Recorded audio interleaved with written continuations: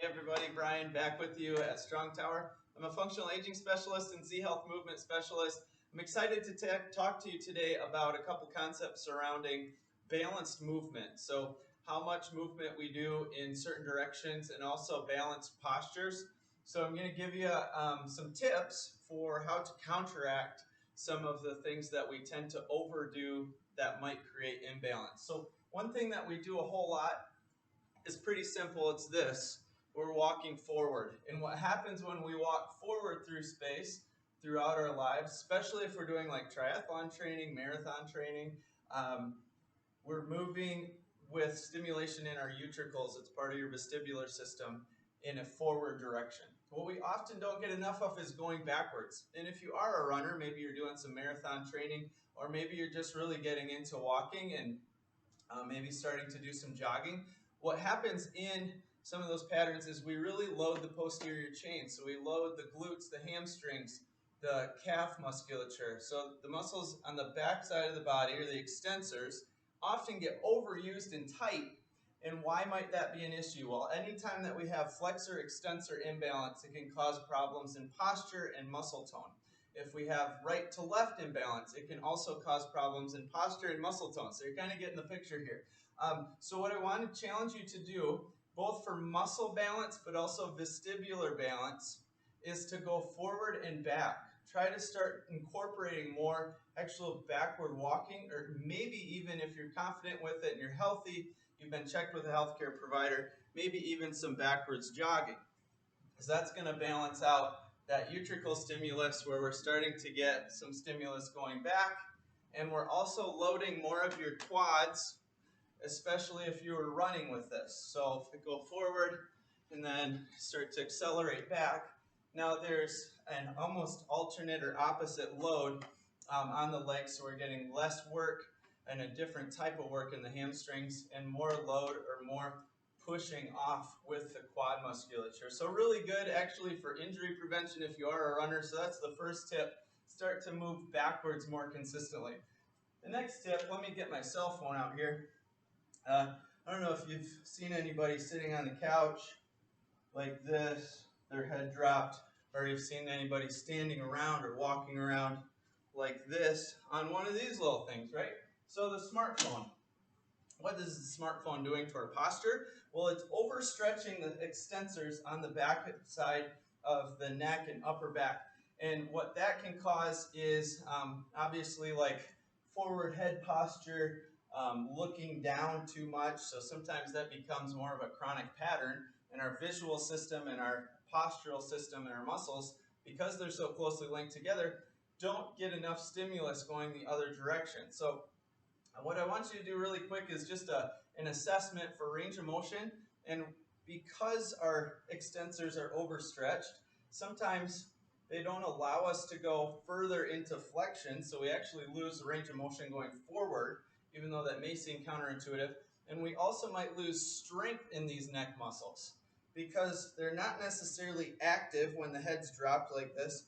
They're just hanging out in a shortened position. That often leads to a weakening of the musculature, not necessarily a strengthening, just because we shorten the muscles a little bit. So I want you to go ahead and tuck your chin to your chest, and then try to see if you can get one finger, or maybe two fingers, or three fingers between your chin and your chest bone. So with the chin fully tucked in and your mouth closed, I can get one finger in there.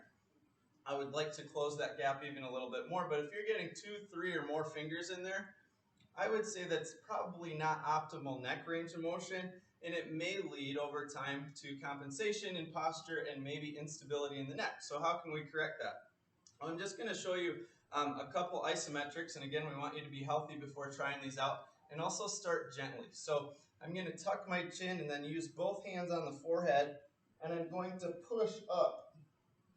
So I'm using my hands as a way to produce force and push up while I'm trying to maintain that chin tuck. So maybe 10-second hold here. I'm going to breathe through it. In isometrics, if you're giving a decent amount of pressure and not overdoing it, they tend to feel very safe because there's not a lot of movement, or ideally no movement involved, so your brain feels safe with that. And we can also build a lot of strength in some specific positions where we may actually want to rebuild some strength and stability. So the next one, I'm going to have you interlace your hands, put them behind your head, and we're going to extend back.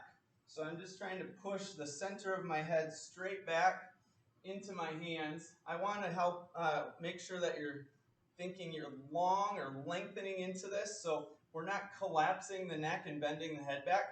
You're lengthening and reaching up and back. And again, if you don't feel comfortable with it, don't do it. But fingers interlaced, and I'm going to produce some force with my hands pushing forward, and I'm going to push my head back. Again, 10-second hold.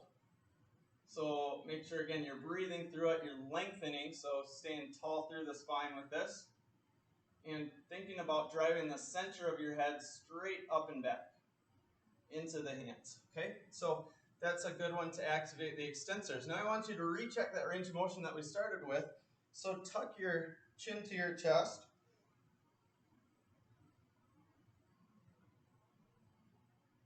And I'm about the same, but it might be a difference maker for some of you guys out there. So if you don't do a lot of neck stability work and we start to incorporate some isometric, sometimes you'll find that we're unlocking some new range of motion or getting some back that you used to have.